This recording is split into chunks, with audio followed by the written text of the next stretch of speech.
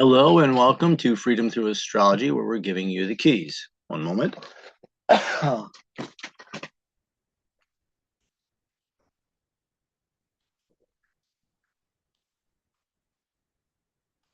is freedomthroughastrology.com. I'm your astrologer. My name is Donald Patak. It's my contact information, standard YouTube copyright, and no, my content may not be used to train AI LLMs. Hold on one second. I know there's going to be a mistake here, and let me fix it. No, I think I took care of that. Never mind. Keys to the reading, part one. I read astrology differently. I use what's called constellation-based astrology, sometimes called true sidereal. It's astrology by the visible sky. Tropical astrology froze the sky to seasons way back around 200 AD. Thing is, the constellations keep moving.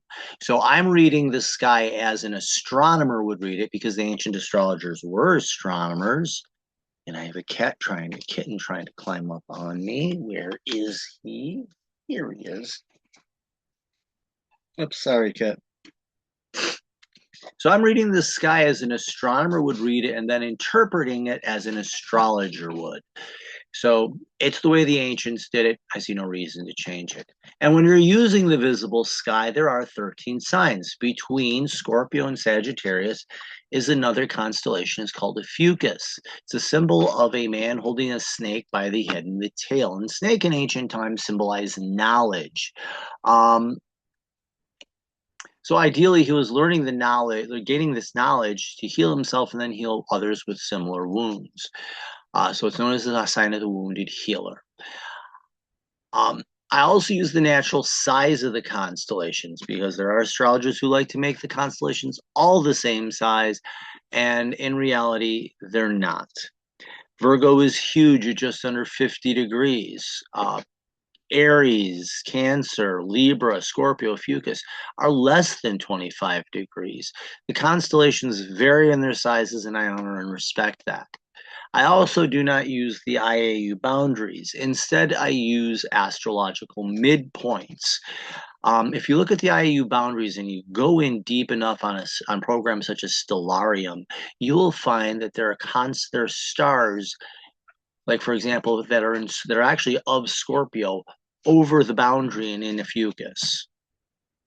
Just move the boundary. That makes logical sense. Athen Shementi noted this and said this was not something that just happened there. It was common across the sky. So he, using the zodiac belt as his guide, last bright star of one constellation, first bright star of the next constellation, what's the halfway point? And he did that. I interpret using evolutionary astrology, which says that this chart or the transits are lessons to learn and that you have freedom of choice. There is an ideal outcome, but then there's what I call the shadow. So you can choose the high road or the low road, so to speak. These are weekly lessons, so these are weekly editions, so these are universal lessons for everyone. So do have some compassion on your fellow ground pounders, as some people will find these lessons more challenging. The date and time are based on the Eastern U.S. time zone. I'm operating within 1 degree of being exact because if I went wider than that, and especially when you see this week's chart, you'll understand I'd be overwhelmed and honestly, you'd be lost. And the software I'm using is Capricorn by Prometheus. Kittens are being feisty. Sorry. It is Capricorn by Prometheus. This will be re-released through the ISAA, so do pay attention. I will post when that happens. These are the weekly transits for the week of May 18th through 24th, 2026. We do have the sun in Taurus, and it will be there for quite a while, as Taurus is quite the big sign. The moon begins the week in Taurus and ends in Virgo, and that's not as busy as it sounds because it does change signs, I believe on Monday. Feisty little kittens. It begins, it changes on Monday and it doesn't enter Virgo until very late Sunday night. So really this is kind of more of a Gemini to Leo, but it's where it starts and ends. And we do have the first quarter moon in Leo on May 23rd, and that happens at 6:50 in the morning ET, Eastern time. Our active planets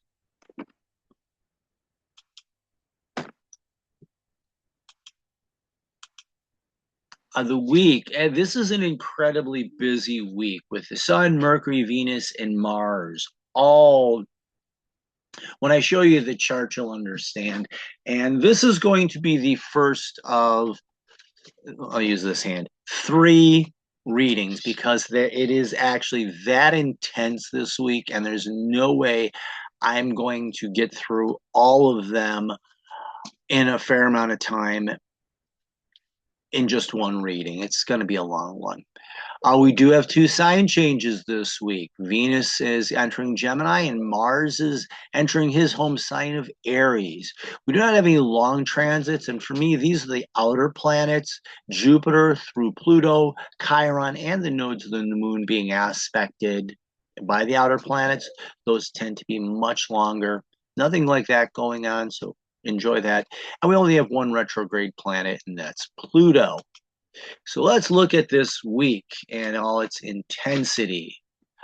I'm gonna get my doodle tool here, and I'm going to talk about how I'm going to do all 3 readings, how I'm going to break them up, and then what I'm going to focus on.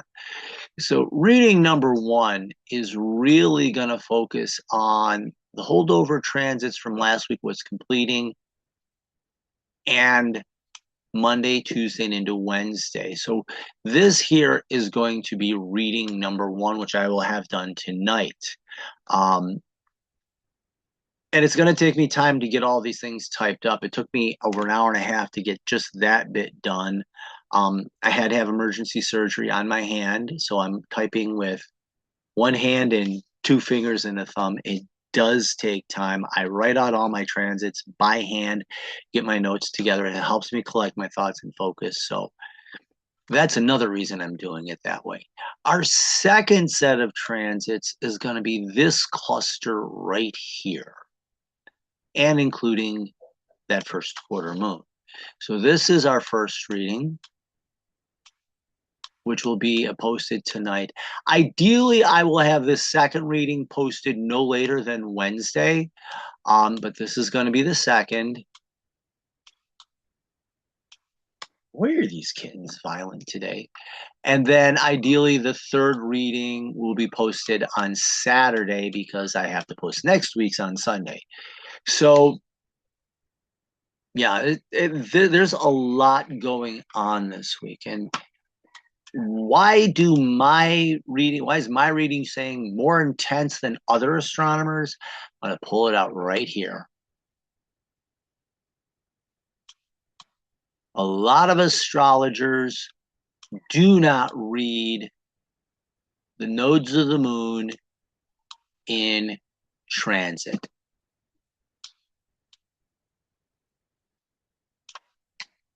That's a lot to be ignoring. So I am going to be reading the nodes of the moon and the transits to the nodes of the moon because, as you see, there is a lot there. They'll include it in the birth chart. What the heck is going on down here? There we go. Are you getting teased again? They'll read the nodes of the moon in the birth chart and then ignore them in the transit chart. And why you would ignore that, I don't know, because that's your destiny and purpose in life. And to let that fly by, to me, is to miss a lot. And I was a couple of years ago, we had a T-square, a Pluto T-square to the nodes of the moon. And people could not figure out what's going on. If you didn't read the nodes of the moon, you missed that. So I will be including these nodes of the moon, which is why we're going to have 3 separate readings to help make out the week. And there's like I said, there's a ton happening. You can, as you're going in here, you can see in the new readings, you can see Mercury. There's a lot of Mercury in the beginning of the week and right in here. And then we have Venus kicking in here. Nope, that's Mercury again too, I'm sorry. There's Venus, plus we have the sign change. What the heck is going on? You stay up here. Stay. This poor little kitten gets bullied. I mean, they just pile on this poor little guy. And then we have, so in the beginning of the week, this first cluster of transits, there's a lot of Mercury. In this second cluster of transits, we get a focus onto Venus. In this last cluster of transits, we get a focus on the Sun and Mars. So you can expect the ending of the week, Saturday into Sunday, especially Sunday, to have a lot of fire in it. So beginning of the week, a lot of mental, middle of the week, a lot of relational, ending of the week, identity and learning courage. But we also do have those sign changes. Monday, we do have Venus entering Gemini, and Wednesday, we do have Mars entering Aries. On top of that, we do have the moon begins in Taurus. Monday in the evening, it enters Gemini, and we'll spend quite some time there. And then we'll spend, what the heck is,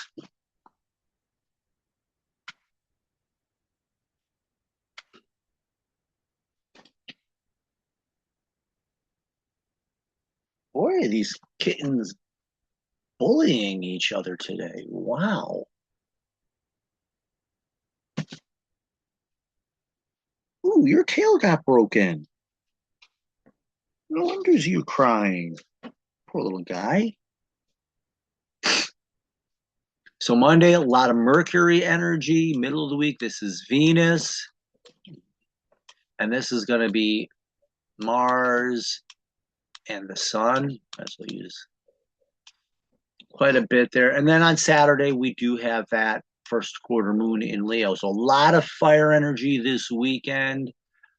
Just incredibly busy week with everything that's going on. Let's go. We had the moon Monday p.m. it goes into Gemini.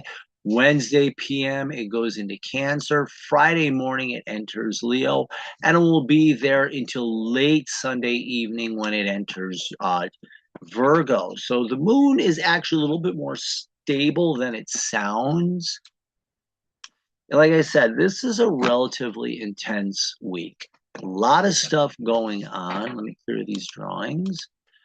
And let's we gotta close this out. I'm gonna escape here.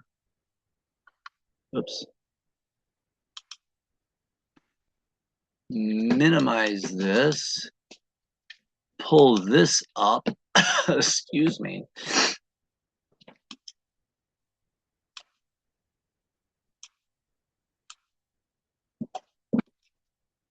There we go.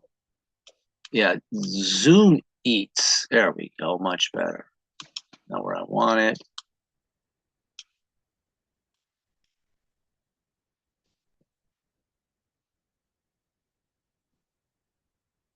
There we go. Come on.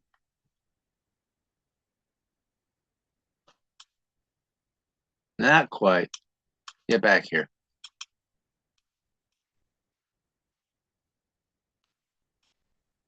So let's cover last week's transit so you can see them. So to start, we do have,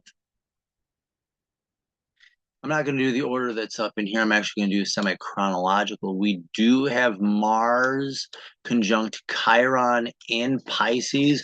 Mars having courage, Chiron healing. So it's courage to heal, and healing how in Pisces, spiritually. And to heal those spiritual wounds. The shadow here is falling into fear and deeply wounding yourself or wounding others, and these can be spiritual wounds, or also falling into idle fantasy and trying to escape. So that's part one. Secondly, I got my doodle tool out here so I can see these. We also have, you can see right here, the moon in Taurus. Emotionally, it's time to rest, peace and quiet, calm down. Um, find those moments of peace and quiet. Beautiful weather this weekend to get outside. It was nice. The time that I was able to spend out there. Um, yeah, we do have that moon in Taurus. Time to call about moments of peace and quiet. Be careful of getting lazy, being stuck in a rut. And Taurus can also be that explosive anger. I live in the country. I've worked on farms, and I'll tell you what, when a bull gets in a full charge, run. What else do we have? We have Venus. Now, Venus is actually in Taurus at this time, and it's going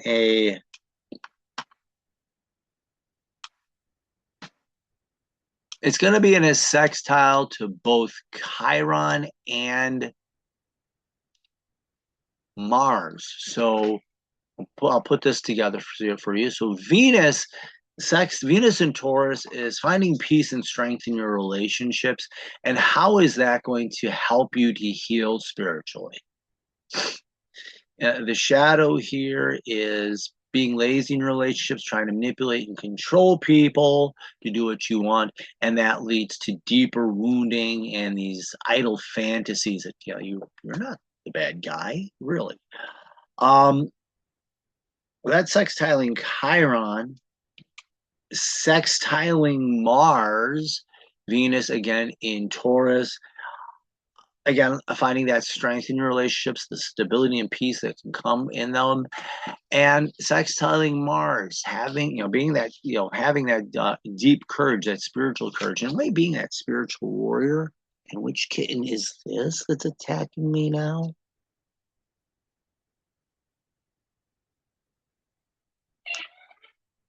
I got you, buddy.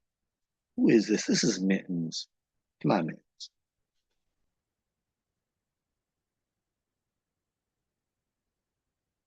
Here, here you go. I'm being attacked by kittens.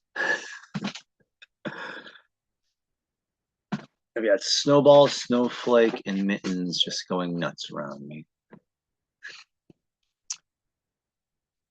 So being slick and manipulative, ideally is finding the peace, stability, and strength lips can be courage, and being in having that courage and spiritual. I call it the spiritual warrior, or strength and courage in your spirituality. Um, I remember when I was a fundamentalist Christian and involved in all that. They always say, get together with, other people of like mind and how that can help strengthen you. That's what this is, being together with people who are like minded of your own spirituality, and how can that encourage you and give you courage in your faith. The shadow here, again, lazy, slick, manipulative, falls into fear and idleness and fantasies. So with these two in conjunction, courage to heal, how can finding peace in your relationships create an interest and give you the courage to heal on a spiritual level? And let's clear that out. Do I have anything else? Yes, one more thing we have, and that's right here. Mercury conjunct Uranus in Taurus. Mercury conjunct Uranus. Learn to communicate your truths. And what else do I have? Yeah, learn to communicate your truths in a peaceful and calm manner.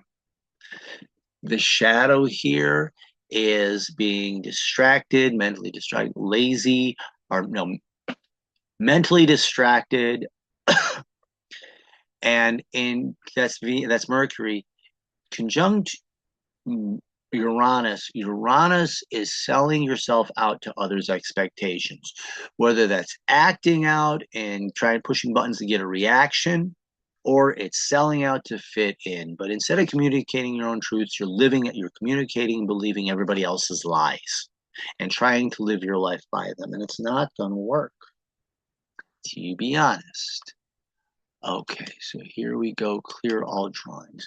So we're now going to cover what I'm calling phase one, or part one.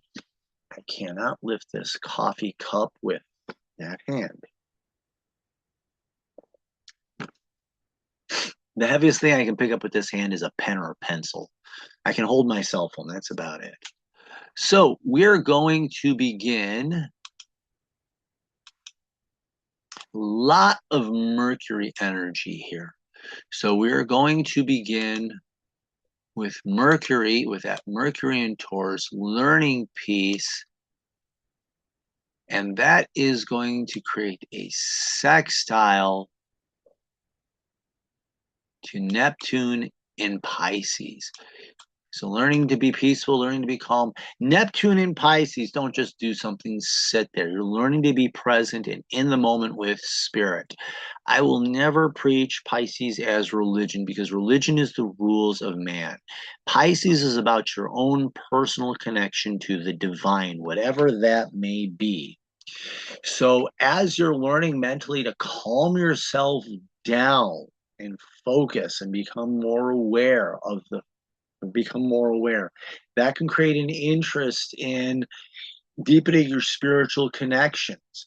The shadow here is becoming mentally rigid and lazy, and that can lead to mindless and pointless fantasies and escapism.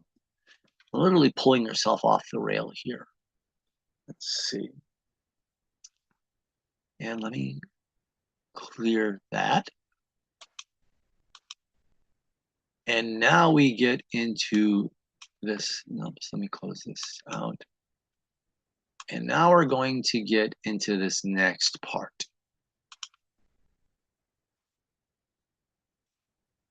which is the nodes of the moon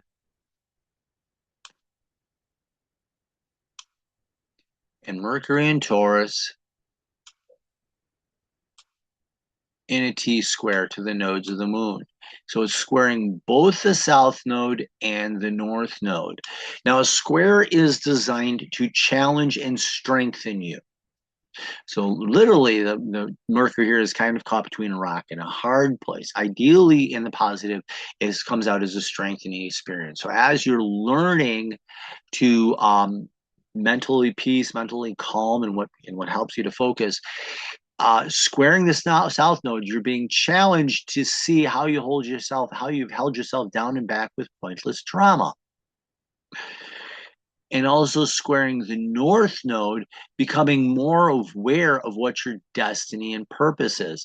Now, key thing with the nodes of the moon is learn where they are in your natal chart, because that's what it's going to mean as it transits. Like for me, my natal North Node is in Pisces, so it's about learning spirituality. As it's transiting Aquarius, I'm learning to my own authentic form of spirituality. So as I'm learning to find peace and calm, I'm being challenged to strengthen my independent spirituality. And I'm becoming aware of the pointless dramas of the past, and my natal south node happens to have been in Virgo. So for me, that perfectionism, planning things out, how I always held myself out, everything's got to be perfect, nice dotted T's crossed. Whereas the south node in Leo is saying that's all drama designed to hold you down and back. So it's good to be aware of the nodes of the moon in your birth chart and then how these apply to that. So ideally, as you're finding that mental peace, mental calm, you're becoming more aware of how to make your own destiny more authentic to you and how you've held yourself back. As you become mentally rigid and lazy, the square becomes a stumbling block. And you stumble into the pointless dramas of the past and rehashing them and reliving them. And you stumble into everybody else's expectations of what your point and purpose in life is. Now, I do want to point out as we look here on this chart, you will see Mercury squaring the south node. This model didn't pull up Mercury squaring the north node, but when I was looking at this earlier, it did. And anytime a planet's squaring the south node or the north node, it's going to square the other. So squaring one means squaring the other. I'm going to include both here so as to make it better in my idea. And let's clear all of that out. So we covered that. And we do have, as you can see right here, this happened actually very early in the morning on the, not, or actually later in the day on the 19th. I'm sorry. It seems like it could have happened on the 19th, but it happens on the 18th when I did the transits. Actually looked. So this actually happens on the 18th. Mercury or Venus enters Gemini. Paying attention to your relationships. So paying attention to others' relationships, to them, listening to people more carefully, and also opening up to new people. So it's listening to what people are saying and what people are communicating, not what you want to hear. That's going to be important. And ideally, by doing that, you actually improve your relationships and you can learn about other people. The shadow is you're not paying attention to them at all. You're becoming slick and, I always like to say Venus is slick and manipulative. It can also be lazy. The lazy way out of this is letting people fit the stereotypes that you peg them into and living with them in these boxes that they don't belong in. And this can be settling for superficial knowledge, and it can effectively ruin relationships. Also on Tuesday, we have the moon in Gemini. So these two kind of tie together in a way, which is really nice because the moon in Gemini is opening up to new information and new ideas. Emotionally, you're ready for that. That's something you're curious about. So focus on new information, opening up to new ideas. Be aware of opportunities to learn and pay attention to the teachers, whoever they are, as they arise. The shadow here is not paying attention, getting mentally lost, staying stuck in your own mental patterns and mental constructs, and effectively, living distracted life. And let's clear all this out. And I'll close this. And on Tuesday, whoops. That's how fast this thing jumps out. I'm just gonna move this over a little bit here. No, not that's too far.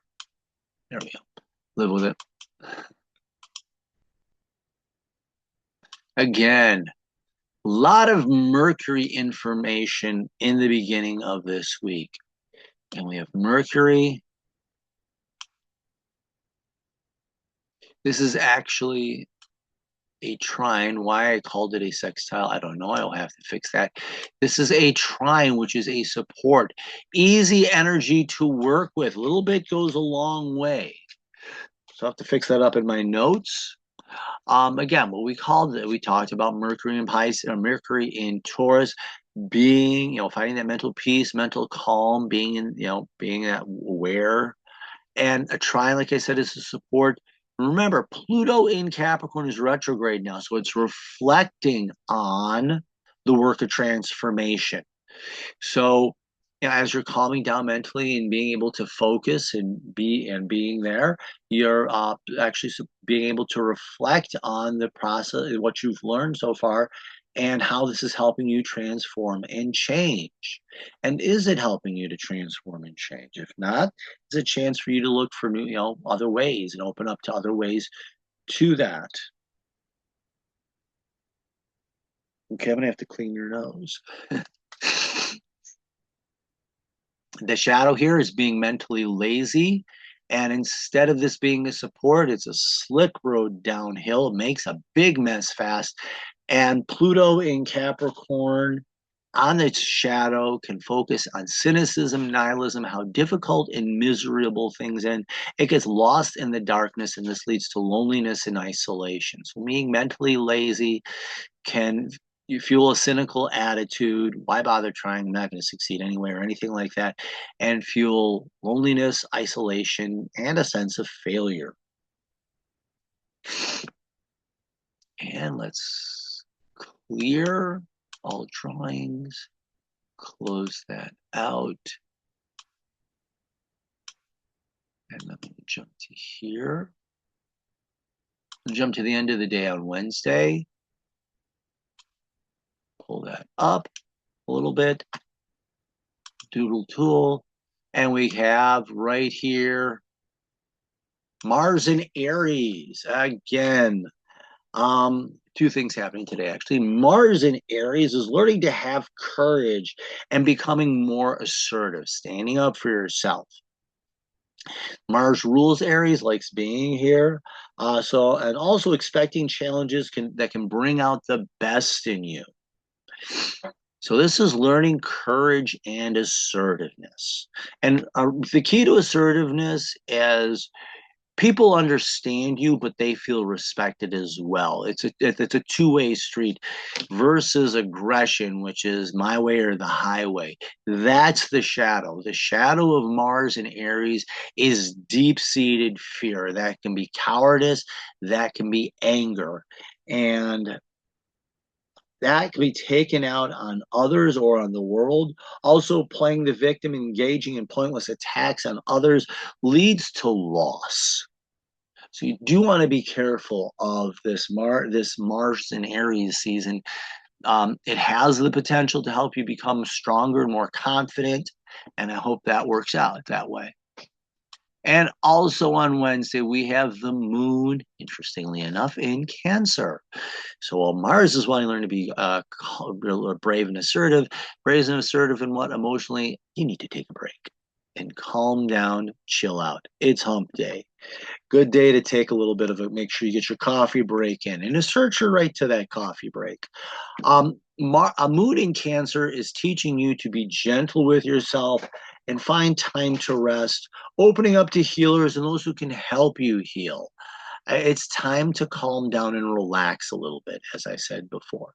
The shadow here is becoming defensive, snippy, and trying to become invisible and hide away.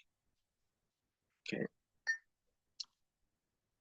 I don't know if you can see him, but this is one of the kittens that has been running rampant. This little guy is called Mittens. I don't know if you probably can't see it, but he does have the tuxedo mark and he has little white marks on his paws. I can't call him Tuxedo because I already have a cat called Tuxedo. So he's Mittens. So on Wednesday, learning to have courage and asserting your right to rest and calm down and take a break. And that is where we're going to end this recording. I'm going to close that. So that covered, whoops. That covered everything up to here. Next recording, which I'm hoping to post on Tuesday, will cover everything here. And this energy will be, this will be some solar energy, but more, there's a lot more.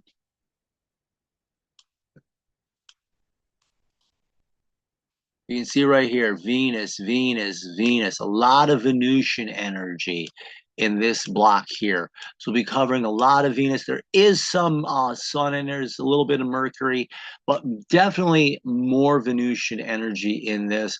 And again, it does include the nodes of the moon. And then this last part, which I'm hoping to have ideally Thursday into Friday, which will be this block right here. And this has a decidedly Martian and solar energy to it. A lot of fire energy here. So there we go. Let me clear all this out. Look here. Minimize.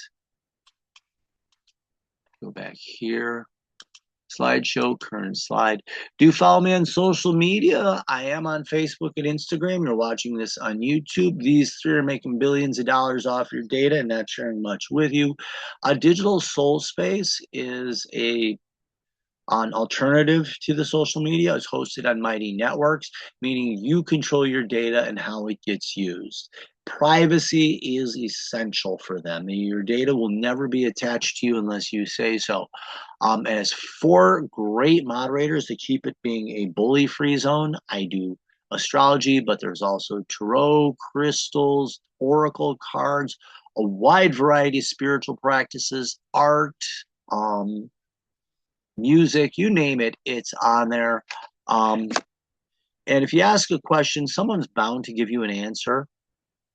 There's a free version and there's a paid version. Free version gets you limited access. Paid version gets you full access. And um, with that paid version, 100% of the money is going to fund the website and the software. The person who does all the work does it for free. A it's a labor of love for Michael, and he does his best to make it a positive experience for everybody and a safe space for everyone. I do readings. Quick six is if you want to see how your chart changes from tropical to true sky sidereal astrology. Six key points off your chart. The birth chart or natal chart is your birth contract. It's your life lesson. Who did you come here to be? And so I help you to understand what the end all goal of your life is, on what lessons you came here to learn. The karmic chart or past life reading. Um, if you believe in past lives, there's some karma that was created. You're re-experiencing it in this lifetime so you can heal it. If you're a one and done, this is a special lesson you came here to learn. The birth chart has a focus on the sun, the moon, etc. The karmic chart focuses on the nodes of the moon. And I also read horoscopes, which is why you're watching this. I do any 1 year, 12 months in a row, any 3 months in a row, or any 1 month. The 1 month can be new moon to new moon or first of the month to the last of the month. And I do offer some packages that combine these various readings in different ways.